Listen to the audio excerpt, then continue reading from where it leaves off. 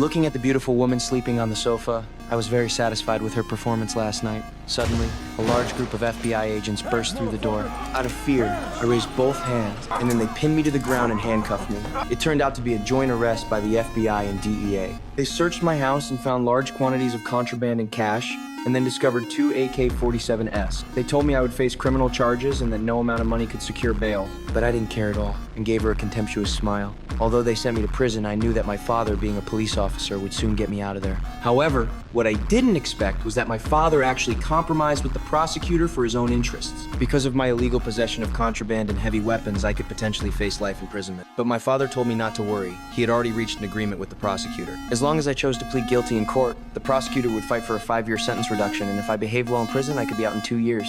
This sudden, devastating news was unacceptable to me, but to reduce my sentence, I still followed my father's advice. However, an accident occurred on the day of the trial. Although I chose to plead guilty, the judge believed that my possession of heavy weapons was actually to protect my contraband. Therefore, according to the minimum sentencing standards, the judge sentenced me to 10 years in prison. Only then did I realize that both my father and I had been deceived by this prosecutor. I simply could not accept this outcome. 10 years in prison? 10 years? How was that possible? I angrily cursed at the prosecutor, but the matter was now settled, and no matter how much I struggled, it was useless. 7 months later, a prison guard suddenly took me to the medical office, where sat the very prosecutor who had sent me to prison, along with a beautiful woman. The woman identified herself as a special agent from the FBI. She had discovered that I had been living quite comfortably during my 7 months in prison, not only getting along well with various prison gangs, but even developing my own side business there. But I paid no attention to her praise, knowing they were looking for me. It turned out they valued my social skills and wanted me to transfer to another prison to make contact with an inmate and extract from him the location where bodies were hidden. The prosecutor also told me they suspected this person was a serial killer who had murdered 14 young girls,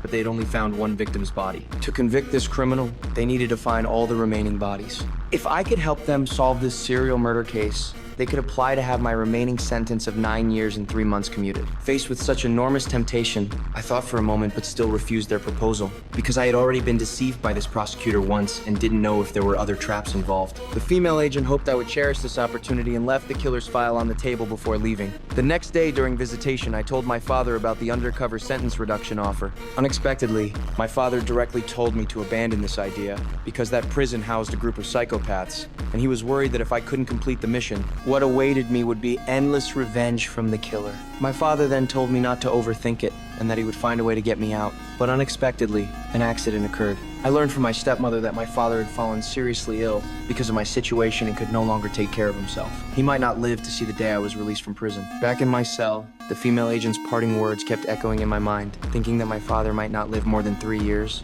I opened that file. The contents shocked me greatly. I couldn't imagine there could be such cruel perverts in this world. Thinking that my father might not survive 3 years, whether it was to be able to care for my father in his old age or to seek justice for those innocent girls, I decided to accept the female agent's conditions. I would voluntarily request a transfer to that prison, then approach that criminal to obtain evidence of his crimes.